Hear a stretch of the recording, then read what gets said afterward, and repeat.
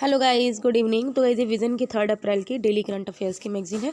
तो चलिए हम आज की फर्स्ट न्यूज़ स्टार्ट करते हैं। That is the ministry of agriculture data on fertilizer usage. ठीक है, तो गाइस ये जो हमारा न्यूज़ में है एग्रीकल्चर सेक्शन में कवर होगा अंडर GS3। ठीक है, अभी क्या है, जो मिनिस्ट्री ऑफ एग्रीकल्चर ने जो डाटा निकाला है उस डाटा के अकॉर्डिंग जो हमारी कंट्री में केमिकल फर्टिलाइजर्स का जो यूज़ है ड्यूरिंग 2018-19 और 2019-20 वो नियर अबाउट कितना है, मतलब कि 2018 में हम नियर अबाउट जो केमिकल फर्टिलाइजर्स को यूज़ करते थे वो नियर अबाउट 56.21 मिलियन टन था, जबकि 2019-20 में यही जो यूज़ था वो बढ़ के कितना हो गया 59.88 मिलियन टन। ठीक है, और मोस्टली हम सबसे ज़्यादा क्या यूज़ करते हैं, नाइट्रोजन, जो आपको पता है यूरिया की फॉर्म में होता है।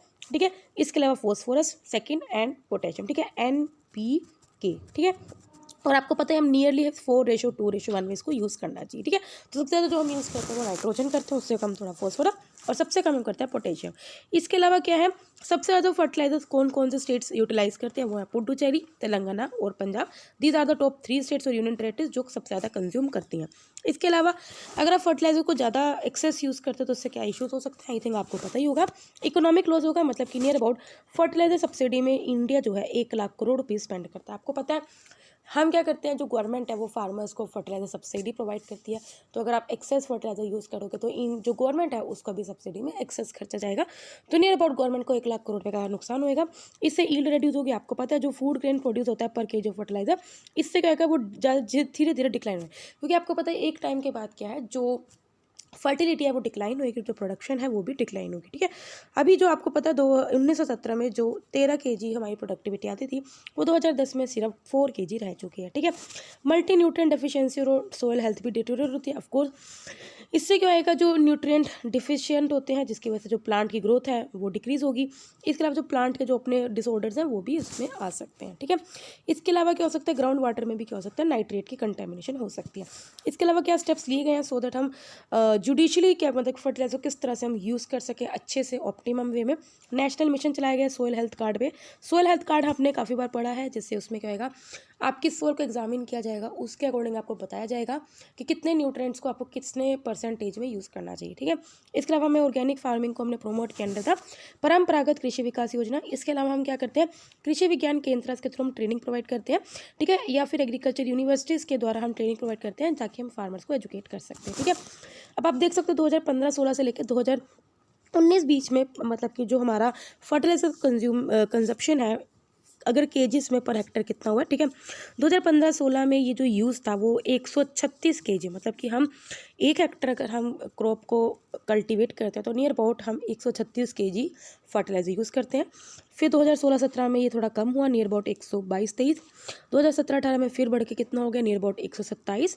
2018-19 में अभी हमने पढ़ा ही है कितना था, 132, और फिर उसके बाद 100, मतलब कि नियर अबाउट 134। ठीक है, ठीक है, नेक्स्ट न्यूज़ करते हैं, that is the centre extend deadline for coal plants to meet emission norms. ठीक है, सेंटर ने क्या किया कि कोल प्लांट्स की जो डेडलाइन थी उसको एक्सटेंड किया सो दैट वो अपने एमिशन नॉर्म्स के साथ कंप्लाई कर सके। ठीक है, ministry of environment forest and climate change ने क्या किया, जो डेडलाइन थी उसको एक्सटेंड कर दिया, किन के लिए, थर्मल पावर प्लांट के लिए, सो दैट वो अपने एमिशन नॉर्म्स के साथ कंप्लाई कर सकें। देखो कहीं ये जो न्यूज़ है हमारी एनवायरनमेंट सेक्शन के अंडर कवर होगी।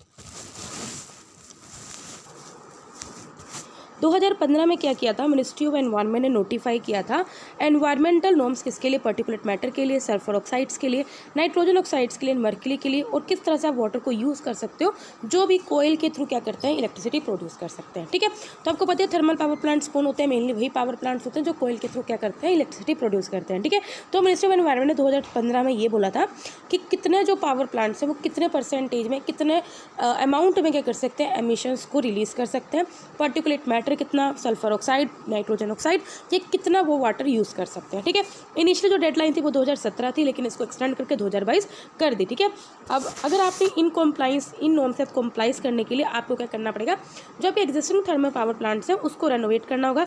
रेट्रोफिटिंग का मतलब क्या, कुछ और आपको कुछ टेक्नोलॉजी यूज़ करनी होगी, या फिर आपको रेनोवेट करना होगा, सिंपल बात ये है, या फिर आपको कुछ और टेक्नोलॉजी यूज़ करनी होगी सो दैट आप कुछ एमिशंस को कंट्रोल कर पाओ, उनके मतलब कि जो हार्मफुल एमिशंस हैं उनके लाइक डिस्चार्ज को आप कंट्रोल कर पाओ, जैसे फ्लू गैस डीसल्फ्राइजेशन टेक्निक होगी, इसको आप यूज़ कर सकते हो, ठीक है।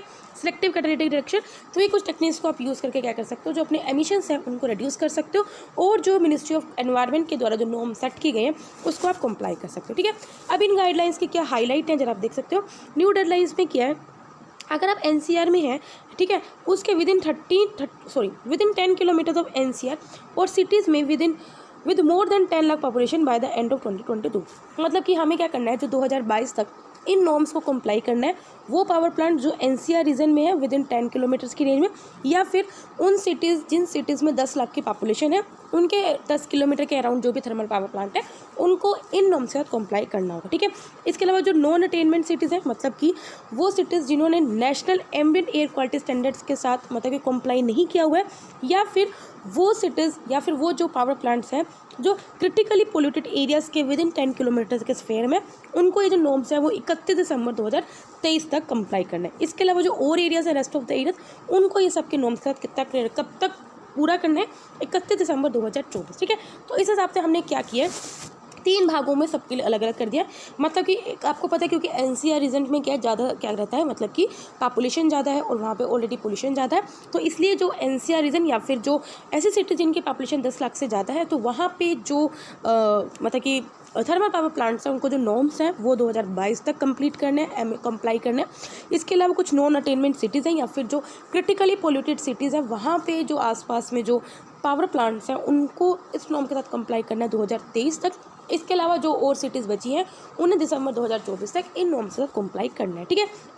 थर्मल पावर प्लांट्स को क्या करना पड़ेगा, they are declare to retire before 31 December 2025। अगर किसी ने कोई भी स्पेसिफिक नॉर्म्स को पूरा नहीं किया, ठीक है, उनको क्या करना पड़ेगा, if they submit for exemption on the ground of retirement, ठीक है। मतलब कि या तो उन्हें कुछ कागज सबमिट करना पड़ेगा क्योंकि वो क्यों नहीं कर पाए, और अगर वो नहीं कर पाए then they have to retire, fine, उनको अपने फंक्शन बंद करनी पड़ेगी।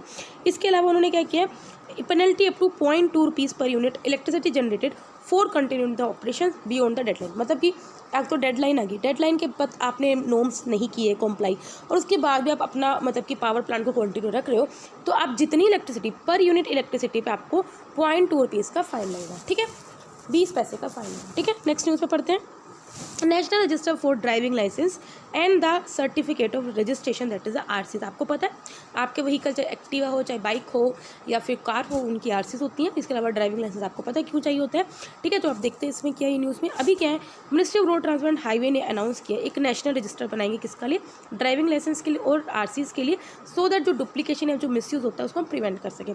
इससे हम क्या करेंगे, अपने जो रियल टाइम एनालिसिस है उसको अपडेट करते रहेंगे और डाटा को असेस कर सकते हैं कहीं भी कंट्री में, ठीक है। हाइलाइट्स क्या है, इससे हम क्या कर सकते हैं, इलेक्ट्रॉनिक फॉर्म्स डॉक्यूमेंट्स को यूज़ करने का अलाउ देंगे, ठीक है। अभी क्या है, आपकी जो आरसी होगी या ड्राइविंग लाइसेंस होगा उनकी ओरिजिनल मतलब कि वो देखते हैं, फिजिकली उनको देखते हैं, ठीक है। लेकिन अगर आप मतलब कि ये नेशनल रजिस्टर बन जाएगा तो उसमें क्या होगा, फिर आप इलेक्ट्रॉनिक फॉर्म में क्या कर सकते हो, अपने डीएल या आरसीएस को यूज़ कर सकते हो मेडिकल सर्टिफिकेट के लिए या लर्निंग लाइसेंस के लिए, या फिर डीएल को अगर आपने रिन्यू कराना हो तो आप उसको इलेक्ट्रॉनिक फॉर्म में यूज़ कर सकते हो। इसके अलावा हम क्या करेंगे, लर्निंग लाइसेंस पे कंप्लीट ग्रांट मिलेंगे जिसको आप ऑनलाइन असेस कर सकते हो। इसके अलावा हम क्या करेंगे, we put in public domain names of the people whose driving license have been revoked, thereby red flagging dangerous driving। मतलब कि कई लोग आपको पता है से जिनके ड्राइविंग लाइसेंस को क्या किया जाता है, सस्पेंड कर दिया जाता है, तो उनको डेंजरस ड्राइवर का हम नाम डिक्लेयर कर देंगे, मतलब पब्लिक में उनका जो नाम होगा उसे क्या कर देंगे, अनाउंस करेंगे। इसके अलावा हम क्या करेंगे, डीलर पॉइंट रजिस्ट्रेशन को परमिशन दे देंगे, जिससे क्या होएगा एक सेकेंड, यस इसके बाद क्या होएगा, जैसे आप कोई अपना व्हीकल खरीदते हो, कार खरीदते हो, आप अगर कभी कोई उसमें अल्ट्रेशन करा रहे हो या रेट्रोफिट करा रहे हो, ठीक है, तो जो भी अगर अल्ट्रेशन है, रेट्रोफिट करा रहे हो, उसके लिए एक लीगल फ्रेमवर्क में लेके आएंगे इन सबको, ठीक है। सो दैट अगर कोई इलीगल वे में या फिर ऐसी अल्ट्रेशन या रेट्रोफिट कर रहा है, लाइक नंबर प्लेट बदल रहा है, ठीक है, या फिर कुछ और कर रहा है, तो उससे क्या होएगा, कोई भी जो ओनर है या फिर जो ऐसी कंपनी या फिर जो ऐसी दुकान जो व्हीकल्स को रेट्रोफिट करेगी, उन पे क्या हो सकता है, हम फाइन लगा सकते हैं, ठीक है। Process of alteration and retrofitment has been brought under the legal framework resulting in the fixing of liability on both owner and workshops for retrofit vehicle, ठीक है। इसके अलावा क्या है, पहले 2 एक्सटेंशन सिस्टम नेमली वाहन एंड सराथी उसको क्रिएट किया गया था किसके अंडर, ई ट्रांसपोर्ट मिशन मोड प्रोजेक्ट के अंदर। वाहन किससे रिलेटेड था, व्हीकल की रजिस्ट्रेशन से रिलेटेड, परमिट, टैक्सेशन, फिटनेस और एलिट प्रोसेस के अलावा। इसके अलावा जो सराथी पोर्टल था वो किसका था, नेशनल इंफॉर्मेटिक सेंटर का, जो क्या करता था, जो ड्राइविंग लाइसेंस है उनके कंप्यूटराइजेशन को फैसिलिटेट करता था एंड उससे रिलेटेड सर्विसेज को। इसके अलावा ये स्टेप्स हमारे इंडिया के लिए इसलिए सिग्निफिकेंट है क्योंकि हमारे इंडिया में नियर अबाउट 1.5 लाख डेथ्स होती है एनुअल, ठीक है। नेक्स्ट न्यूज़ है that is the government notifies national policy for rare diseases, ठीक है। अभी गाइस ये जो न्यूज़ है हमारी किस में कवर होगी, हेल्थ में कवर होगी, ठीक है। देखो पॉलिसी का एम क्या है कि हम क्या कर सकें, रेयर डिजीजेस की वजह से जो डेथ्स होती हैं, ठीक है, या फिर जिन लोगों को रेयर डिजीजेस होती हैं उनके प्रिवेलेंस को हम कम करें, ठीक है। पॉलिसी का एम यही है कि हम क्या कर सकें, रेयर डिजीजेस की प्रिवेलेंस को और इंसिडेंस को लोअर करें। और वो हम कैसे कर सकते हैं, एक प्रिवेंटिव स्ट्रेटेजी को यूज़ करके, अवेयरनेस जनरेशन करके, pre marital, post marital, pre conception, post conception screening and counselling, ये कुछ प्रोग्राम चला के हम क्या कर सकते हैं, रेयर डिजीजेस की डायग्नोसिस जल्दी कर सकते हैं, ठीक है। और फिर उनका जो क्या है, जो इलाज है वो भी जल्दी कर सकते हैं।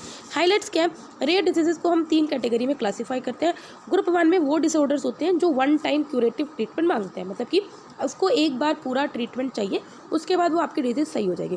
ग्रुप डी में क्या होते हैं, वो डिजीजेस कुछ ऐसी होती हैं जिनको लॉन्ग टर्म ट्रीटमेंट चाहिए और इनके लेकिन जो कॉस्ट ऑफ ट्रीटमेंट होती है वो रिलेटिवली थोड़ी लोअर होती है, फाइन। ग्रुप 3 में वो डिजीजेस होती हैं जिनका जो ट्रीटमेंट होता है वो काफ़ी ज़्यादा डेफिनेटिव ट्रीटमेंट इज़ अवेलेबल, लेकिन चैलेंजेस बहुत आती हैं क्योंकि इसमें क्या होता है, जो कॉस्ट होती है ट्रीटमेंट की वो हाई होती है। इसके अलावा इसके लिए आपको लाइफ लॉन्ग ट्रीटमेंट की जरूरत होती है, समझ में आ गई। क्रॉनिक डिजीज, रेयर डिजीज में 3 तरह की डिजीज होती हैं। पहले वो होती हैं जो सिर्फ आपको एक टाइम ट्रीटमेंट मांगती है, दूसरी वो होती है जिसमें आपको लॉन्ग टर्म ट्रीटमेंट मांगती है लेकिन वो उसका जो ट्रीटमेंट की कॉस्ट होती है वो थोड़ी रिलेटिवली लोअर होती है, ठीक है। ग्रुप 3 में वो डिजीजेस होती हैं जिनकी जो लॉन्ग टर्म लाइफ लॉन्ग उसकी थेरेपी चलेगी और लेकिन उसका जो ट्रीटमेंट कॉस्ट है वो भी ज़्यादा होती है, ठीक है। अब कैसे हम प्रिवेंट कर सकते हैं रेयर डिजीज़ को डिफरेंट लेवल पे। प्राइमरी प्रिवेंशन में हम क्या कर सकते हैं, preventing birth of an affected child, मतलब कि अगर कोई चाइल्ड आपको पता है वो किसी बीमारी से इफेक्टेड होगी, पैदा होएगा, तो ऐसे बर्थ को आप प्रिवेंट कर सकते हो। सेकेंड है सेकेंडरी प्रिवेंशन, क्या कर सकते हो, avoiding the birth of affected foetus, मतलब कि अगर आपको लगता है कि वो फिटस जो अफेक्टेड है तो उसको बर्थ को अवॉइड करना चाहिए। सेकंड थर्ड होते हैं टर्शियरी प्रिवेंशन, मतलब कि medical rehabilitation to rare disease patients, ठीक है। जो पेशेंट रेयर डिजीज से सफ़र कर रहे हैं तो उनको आप रिहैबिलिट कर दो, ठीक है। गवर्नमेंट का क्या सपोर्ट है सो दैट हम रेयर डिजीजेस को ट्रीट कर सकें। हम फाइनेंशियल सपोर्ट प्रोवाइड करती है government under the umbrella scheme of the राष्ट्रीय आरोग्य निधि, जिसमें जो सेंट्रल गवर्नमेंट के द्वारा चलाई गई है, जिसमें हम क्या करते हैं, जो ग्रुप 1 के अंडर, मतलब कि जिन लोगों को 1 टाइम ट्रीटमेंट चाहिए उन लोगों की डिजीज़ को ट्रीट करते हैं। इसके अलावा क्या है, स्टेट गवर्नमेंट ने क्या किया है, उन पेशेंट्स को सपोर्ट करती है जो पेशेंट्स अंडर ग्रुप 2 हैं, ठीक है। इसके अलावा क्या है, national consortium for research and development on therapeutics for rare disease, इसको अभी स्टार्ट किया गया है, इसको कन्वेंट किया गया, इनोग्रेट किया गया, किसके द्वारा, डिपार्टमेंट ऑफ हेल्थ रिसर्च के under with ICMR, that is the Indian council of medical research के द्वारा इसको क्या किया, स्टार्ट किया गया, ठीक है। WHO डिफाइन करता है रेयर डिजीजेज आर ऑफन डिबिलिटिंग, मतलब रेयर डिजीज को WHO ने इसकी डेफिनेशन को डिफाइन किया हुआ है कि एक लाइफ लॉन्ग डिजीज होती है, डिसऑर्डर होता है जो नियरली 1000 पॉपुलेशन में से एक बंदे को होती है या उससे भी कम होता है, ठीक है। रेयर डिजीज का मतलब यही होता है बहुत रेयरली ओकर कर रही है, ठीक है। तो WHO ने रेयर डिजीज की डेफिनेशन यही लिखी है, वो डिजीज जो लाइफ लॉन्ग चलती है और 1000 लोगों में से एटलीस्ट 1 या फिर 1 लोगों से कम हो, फाइन। नेक्स्ट न्यूज़ है that is the ₹75,000 crore disperse to the distribution companies under special liquidity scheme. हम ये इसका पढ़ते रहते हैं, इकोनॉमी में कवर होगी। अभी हमने पढ़ा special liquidity scheme for NBFC housing finance company, और आज हम क्या पढ़ रहे हैं, जो डिस्ट्रीब्यूशन कंपनीज हैं इनको हमने नियर अबाउट 75,000 करोड़ डिस्पर्स किए under the special liquidity scheme. अभी क्या आत्मनिर्भर भारत पैकेज के अंडर, जो कि जून 2020 में अनाउंस किया था, तो स्पेशल लिक्विडिटी इन्फ्यूजन स्कीम को अनाउंस किया था सो दैट हम क्या कर सके, पावर डिस्ट्रीब्यूशन सेक्टर को क्या कर सके, थोड़ा सपोर्ट कर सके। इस स्कीम के अंदर हम क्या करते हैं, जो गवर्नमेंट ओन लेंडर्स हैं, पावर फाइनेंस कॉर्पोरेशन को या फिर जो रूरल इलेक्ट्रिफिकेशन कॉर्पोरेशन है, उनको हम क्या करते हैं, स्पेशल 1 टाइम लोन प्रोवाइड करते हैं डिस्ट्रीब्यूशन कंपनी को, सो दैट वो अपने ड्यूज को क्या कर सकते हैं, क्लियर कर सकें, जो पावर जनरेटिंग कंपनीज के, ठीक है। स्कीम में क्या हुआ है, इसमें क्या हुआ है, जो भी जेनकोज हैं, ट्रांसकोज है, कोल इंडिया, उन्होंने अपने जो ड्यूज़ हैं क्लियर हुए, मतलब कि जो 75,000 के भी करोड़ की जो सपोर्ट है, इससे हमने क्या किया है, इन लोगों के जो ड्यूज़ हैं उसको क्लियर किया है, ठीक है। इश्यूज़ क्या फेस किया जाता है डिस्कॉम्स के द्वारा, सबसे पहले क्या है, हाई कॉस्ट स्ट्रक्चर है, इनएफिशिएंट और इरेगुलर रेवेन्यू स्ट्रीम है, इसके अलावा अनसस्टेनेबल लेवल ऑफ ओवरड्यू और डेप्ट, मतलब कि जो डिस्कॉम कंपनीज है वो बहुत ज़्यादा डेप्ट में है, इनके ओवरड्यू बहुत ज़्यादा बढ़ते हैं, ठीक है। इसके अलावा इनका जो मतलब कि हाई कॉस्ट स्ट्रक्चर है, मतलब जो आपको इलेक्ट्रिसिटी जो डिस्ट्रीब्यूट करते हैं, देखो एक तो पावर पावर जनरेट करते हैं, वो पावर प्लांट्स करते हैं, ठीक है। लेकिन इलेक्ट्रिसिटी को जो डिस्ट्रीब्यूट करते हैं उनको हम डिस्कॉम्स बोलते हैं, ठीक है। तो इसको ये जो स्ट्रक्चर होता है ना वो बहुत ज़्यादा कॉस्ट उनकी ज़्यादा होती है, ठीक है। इसके अलावा ये इफेक्टिव नहीं है इतना, मतलब कि इनसफिशिएंट है, मतलब कि जितना होना चाहिए उतना नहीं है, इसमें लॉसेस बहुत ज़्यादा होते हैं, ठीक है। इसके अलावा क्या इसमें aggregate technical and commercial loss होते हैं, जो हम AT&C लॉसेस पढ़ते हैं ना उसका यही होता है। इसमें क्या होता है टेक्निकल एंड कॉमर्स लॉसेस बहुत होते हैं और नियर अबाउट 21.4% लॉसेस होते हैं, ठीक है। इवन कि हमारा एम भी है कि हम इस लॉसेस को घटा के नियर अबाउट 10% करें। इसके अलावा क्या वीक पावर डिमांड है, कैश लॉस बहुत हुआ है, किसकी वजह से कोविड-19 पैंडेमिक। जब कोविड-19 पैंडेमिक आई लोगों ने इलेक्ट्रिसिटी बहुत कम यूज़ करी, डिमांड कम हुई और कैश का लॉस भी बहुत ज़्यादा हुआ, ठीक है। अब इनिशिएटिव्स क्या लिए गए डिस्कॉम्स के लिए, ठीक है। हमने डिस्कॉम्स की प्राइवेटाइजेशन की बात करी स्पेशली यूनियन टेरिटरीज में, सो दैट हम क्या कर सके पब्लिक प्राइवेट पार्टनरशिप को एक्सप्लोर कर सके पावर डिस्ट्रीब्यूशन सेक्टर में, ठीक है। इसके अलावा हमने कुछ अमेंडमेंट्स लेके इलेक्ट्रिसिटी एक्ट 2003 में, सो दैट हम डिस्कॉम्स की वायबिलिटी को हम क्या कर सके इंप्रूव कर सके। इसके अलावा एक उदय स्कीम आई हुई है, ये आपको पता ही होगा, that is the Ujjwal discom assurance योजना, सो दैट हम क्या कर सके फाइनेंशियल टर्न आउट कर सके फॉर डिस्कॉम, ठीक है।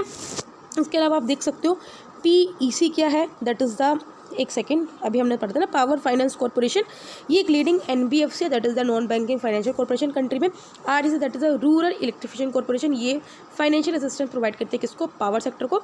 और ये दोनों के दोनों PFC REC वो किसके अंडर है कंट्रोल में, मिनिस्ट्री ऑफ पावर के अंडर है, फाइन। अब हम बढ़ते हैं अपनी छोटी छोटी न्यूज़ में, that is supreme court questions against mechanical granting bail in the heinous offences. Heinous मतलब कि जो बेकार ऑफेंसेस होते हैं, सीरियस ऑफेंसेस होते हैं वैसे, ठीक है। सुप्रीम कोर्ट ने बोला है कि said the seriousness of the charge is a basic consideration before setting an accused free on the bail. मतलब कि अगर आपके ऊपर कोई इल्ज़ाम लगा है किसी भी केस में कि आपने ये किया है, आपने किसी का मर्डर किया, ठीक है, तो अगर आप उसको बेल पे रिहा कर रहे हो तो आपको पहले ये देखना चाहिए कि उस पर जो चार्ज लगा है वो कितना मतलब कि वैसा है, मतलब सीरियस है।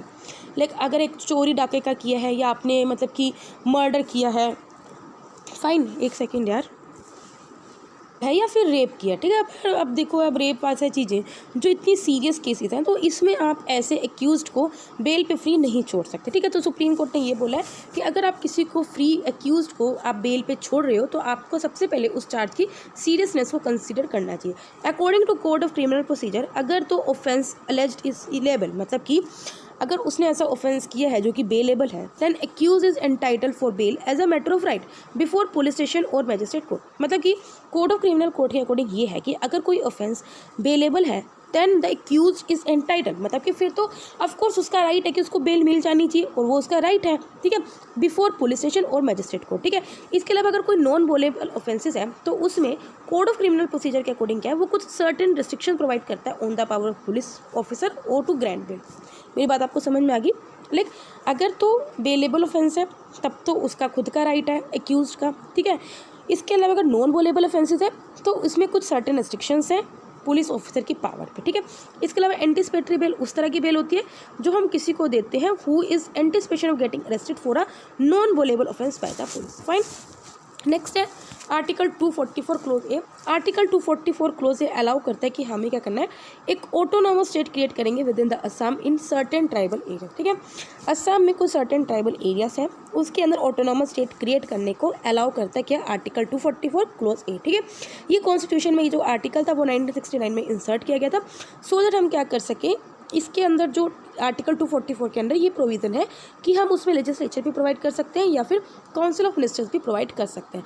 CS6 शेड्यूल से डिफरेंट है, as the areas covered under it do not have jurisdiction of the law and order. क्यों? क्योंकि आर्टिकल 244 क्लोज ए के अंडर जो एरियाज कवर होते हैं उसमें लॉ एंड ऑर्डर की जुरिस्डिक्शन नहीं होती, ठीक है। नेक्स्ट है national payment corporation of India transfers automatic bill payment business to the new subsidiary. अभी क्या RBI डायरेक्टिव के अकॉर्डिंग जो NPCI है उसने क्या किया, भारत बिल पेमेंट सिस्टम की जो ट्रांजेक्शन है उसको क्या कर दिया, new subsidiary card the NPCI Bharat bill pay limited को क्या कर दिया, ट्रांसफ़र कर दिया, मतलब कि उसको न्यू सब्सिडरी के साथ क्या कर दिया, अटैच कर दिया, ठीक है। जो भारत बिल पे लिमिटेड है वो क्या है, एक minute, Bharat bill payment system क्या है? एक इंटरऑपरेबल बिल पेमेंट प्लेटफॉर्म है जो बैंक्स के द्वारा, फिनटेक कंपनीज के द्वारा या मर्चेंट्स के द्वारा यूज़ किया जाता है, सो दैट वो वहाँ से क्या कर सके, ऑटोमेटिकली बिल को कलेक्ट कर सके और सॉल्यूशंस का रिक्वेस्ट कर सकते हैं। इसके अलावा जो NPCI Bharat bill pay limited है, ये 1 अप्रैल से इफेक्ट में आई है और ये होली किसके द्वारा ओन्ड की जा रही है? NPCI की ही अपनी एक सब्सिडरी, ठीक है। NPCI एक अम्ब्रेला ऑर्गेनाइजेशन है जो रिटेल पेमेंट्स को ऑपरेट करती है और हमारी इंडिया की जो भी रिटेल पेमेंट सेटलमेंट्स है उनको क्या करती है, डील करती है। इसको हमने फॉर्म किया गया था under the payment and settlement system act 2007। ये हम आजकल PT 365 इकोनॉमी में भी सब कुछ पढ़ रहे हैं। नेक्स्ट है treasury bills and the zero coupon bond. देखो ट्रेजरी बिल्स आपको पता होता है मनी मार्केट इंस्ट्रूमेंट होता है, शॉर्ट डेप्ट इंस्ट्रूमेंट होता है, मतलब कि आप 1 साल से कम के लिए इसको इशू कर सकते हैं अगर आपको पैसे की कुछ कमी होगा, और ये सिर्फ सेंट्रल गवर्नमेंट ही इशू कर सकते हैं, स्टेट गवर्नमेंट नहीं कर सकते, ठीक है। स्टेट गवर्नमेंट सिर्फ वो इशू कर सकते हैं अगर उनको लॉन्ग टर्म के लिए चाहिए, 1 साल से ज़्यादा के लिए चाहिए, ठीक है। तो ये मनी मार्केट इंस्ट्रूमेंट है। शॉर्ट टर्म के लिए अगर आपको डेप्ट चाहिए, पैसा चाहिए, तो आप इसको इशू किया जाता है। ये कौन इशू करता है? गवर्नमेंट ऑफ इंडिया कर सकते हैं और ये 3 तरह से इशू कर सकते हैं। अगर 91 डेज़ के लिए उसे पैसा चाहिए, 182 डेज़ के लिए, 364, तो इन 3 में से उसके अकॉर्डिंग क्या कर सकते हैं, इसको इशू कर सकते हैं। ट्रेजरी बिल्स को जीरो कूपन सिक्योरिटीज़ भी बोलते हैं क्योंकि इसको इंटरेस्ट इसमें आपको पे नहीं करना पड़ता है। इंस्टेड इनको आप डिस्काउंटेड रेट पे इशू करते हैं और जब आप इसको मतलब कि पे करते हो तो आप इसकी फेस वैल्यू पे रिडीम करते हो। मतलब कि अगर आपने 100 रुपये का बॉन्ड इशू किया है तो इस पर कोई इंटरेस्ट नहीं लगता। जब आपको अगर 364 दिन बाद इस पैसे को वापस देना तो आपको सिर्फ 100 रुपये ही देना पड़ेगा, ठीक है। इवन के डिस्काउंटेड रेट पे भी ये इशू हो सकते हैं, ठीक है। 100 रुपये की जगह 95 रुपये भी दे सकते हैं, फाइन। जीरो कूपन बॉन्ड्स वो बॉन्ड्स होते हैं जिन पे कोई इंटरेस्ट पेमेंट नहीं होती। हाई जो ट्रेजरी बिल्स होते हैं इनको हम डिस्काउंट रेट पे भी यूज़ कर सकते हैं और and redeemed at face value, मतलब कि जितने अमाउंट में आपने इसको इशू किया था उतने अमाउंट में आप इसको रिडीम भी कर सकते हो, फाइन। नेक्स्ट न्यूज़ है prime ministers employment generation programme. देखो prime minister employment generation programme का एम क्या है, नाम से समझ में आ रहा है। इसका एम ये है कि हम एम्प्लॉयमेंट अपॉर्चुनिटी को जनरेट कर सके, चाहे वो रूरल एरिया हो चाहे वो अर्बन एरियाज है। और वो कैसे आप कर सकते हो? अगर आप new self employment ventures projects या माइक्रो एंटरप्राइजेस को सेटअप करोगे, ठीक है। अभी फाइनेंशियल जो 2020-21 का गया है, इसमें क्या गया है, जो khadi and village industries commission है इसने नियर अबाउट कितनी 5,95,320 जॉब, मतलब नियर अबाउट 6 लाख जॉब्स को क्रिएट किया अंडर दिस स्कीम, जो कि हाईएस्ट एवर है जो सिंस इट्स लॉन्च इन 2008। मतलब कि जो khadi village and industry commission था 2008 में लॉन्च किया था, ठीक है। तो उसने अभी तक सबसे ज़्यादा जॉब्स को क्या क्रिएट किया है और पर्टिकुलर इस 1 साल में इसने नियर अबाउट 6 लाख जॉब्स को क्रिएट किया है, ठीक है। ये एक नेशनल लेवल नोडल एजेंसी है स्टेट लेवल पे और इस स्कीम को इम्प्लीमेंट की जाती है स्टेट की जो KYC डायरेक्टरेट्स हैं उनके द्वारा इसको इम्प्लीमेंट किया जाता है, या फिर जो स्टेट की khadi and village industries board है उनके द्वारा इसको इम्प्लीमेंट किया जाता है। KVIC को एस्टेब्लिश किया था किसके under? Khadi and village industry commission act 1950। और स्टैच्यूटरी ऑर्गेनाइजेशन, वेरी इंपॉर्टेंट, ये क्या है? स्टैच्यूटरी ऑर्गेनाइजेशन है जो किसके अंडर आता है? मिनिस्ट्री ऑफ MSME, ठीक है। तो गाइस ये वाली लाइन काफ़ी इंपॉर्टेंट है कि स्टैच्यूटरी बॉडी है और किसके अंडर आता है? मिनिस्ट्री ऑफ MSME के अंडर आता है। नेक्स्ट न्यूज़ है first farm based solar power plant in Rajasthan. अभी क्या जो Rajasthan renewable energy corporation limited है उसने कंट्री का पहला farm based solar power project को कमीशन किया under the PM Kisan Kusum scheme. आपको पता है PM कुसुम स्कीम के अंडर के किसान ऊर्जा सुरक्षण एवं मत्स्यबन उद्यान कहाँ पे? जयपुर में, ठीक है। PM कुसुम स्कीम को किसके द्वारा लॉन्च किया गया था? Ministry of MNRE, that is the ministry of new and renewable energy के द्वारा, सो दैट हम क्या कर सकें, हम फार्मर्स को एम्पावर कर सके कि वो अपने फार्म लैंड पे क्या कर सके, सोलर प्लांट्स को इंस्टॉल करें, सोलर पंप को इंस्टॉल कर सके और अपना जो पावर है उसको क्या करें, सोलराइज करें, ठीक है। And grid connected solar and other renewable power plants for farmer, ठीक है। तो पहला ऐसे राजस्थान में जयपुर डिस्ट्रिक्ट में राजस्थान रिन्यूएबल एनर्जी कॉर्पोरेशन ने इसको क्या किया, कमीशन किया, स्टार्ट किया, फाइन। इसका एम यही है कि हम क्या कर सके, रिन्यूएबल कैपेसिटी इंडिया में बढ़ा सके, सोलर कैपेसिटी बढ़ा सके 2022 तक कितनी 25,750 मेगावाट। नेक्स्ट है joint logistics hub.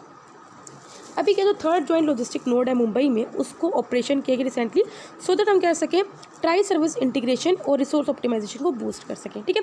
Tri service आप समझते हो आर्मी, एयरफोर्स, नेवी, इन तीनों को हम क्या कर सकें, इंटीग्रेट कर सकें और रिसोर्सेज को तीनों के तीनों क्या कर सकें, ऑप्टिमाइज वे में यूज़ कर सकें, मतलब जब आपको ज़रूरत है शेयर मैनर में वो उसको यूज़ कर सकें, ठीक है। तो थर्ड ज्वाइंट लॉजिस्टिक नोड है मुंबई में, इसको ऑपरेशनल में लेके आया सो दैट क्या कर सके, तीनों में क्या कर सके, इंटीग्रेशन हो सके और वो रिसोर्सेज को ऑप्टिमाइज वे में यूज़ कर सके, ठीक है। दीज जो जॉइंट लॉजिस्टिक हब हैं ये क्या करेंगे, ये एक इंटीग्रेटेड लॉजिस्टिक्स कवर करेंगे to the armed forces for their small arms ammunition, ration and fuel. मतलब कि अगर आपको मतलब कि और आपको छोटी छोटी चीज़ें यूज़ में चाहिए तो आप इसको यूज़ कर सकते हो। लास्ट न्यूज़ आज की that is the Bandhavgarh tiger reserve. देखो ये सेकेंड टाइगर रिजर्व है जहाँ पे फॉरेस्ट फायर का कंसर्न अभी रेस किया गया है among the environmentalist and the conservation. इस मंथ में पहले के सिमिलर इंसिडेंट ओडिशा के सिमलीपाल रिजर्व में भी रिपोर्ट किया। और आपको पता है सिमलीपाल कब से मतलब कि फायर में था, लेकिन अभी कुछ रिसेंटली हमने जब न्यूज़ पढ़ी थी कि वहाँ की जो फायर है उसको कंट्रोल कर लिया गया है। ठीक है, तो अभी क्या जो एनवायरमेंटलिस्ट है उन्होंने कंसर्न शेयर किया या फिर वो वार्निंग दी एक तरह की कि जो बंधवगढ़ टाइगर रिजर्व है वहाँ पे फॉरेस्ट फायर आ सकती है। ठीक है, ये आपको पता है कहाँ पे है, ये एक्सट्रीमली नॉर्थ ईस्टर्न बॉर्डर पे है मध्य प्रदेश के और सतपुरा माउंटेन रेंजेस की नॉर्दर्न एजिस पे पड़ता है। ट्रॉपिकल मॉनसून क्लाइमेट चेंज की वजह से जो पार्क है यहाँ पे वेल डिफाइंड विंटर्स होती हैं, समर्स होती हैं एंड द रेन्स होती हैं। मतलब सब कुछ यहाँ पे अच्छा होता है। विंटर्स में अच्छी विंटर होती है, समर्स में अच्छी समर्स होती है और रेन में अच्छी रेनफॉल होती है। ठीक है, ये यहाँ पे इसलिए मशहूर है क्योंकि यहाँ पे रॉयल बंगाल टाइगर्स आपको मिलेंगे। ठीक है, तो गाइस यहाँ पे हमारे आज के 3 अप्रैल के डेली करंट अफेयर्स कंप्लीट होते हैं। बाकी नेक्स्ट टाइम सब हम अपना दूसरी स्क्रीन आपको जैसे प्रीवियस हम पढ़ाते थे वैसे पढ़ाएंगे। बाकी अगर आपको वीडियो पसंद आए लाइक करना, कोई डाउट हो कमेंट करना। तब तक बाय बाय, टाटा।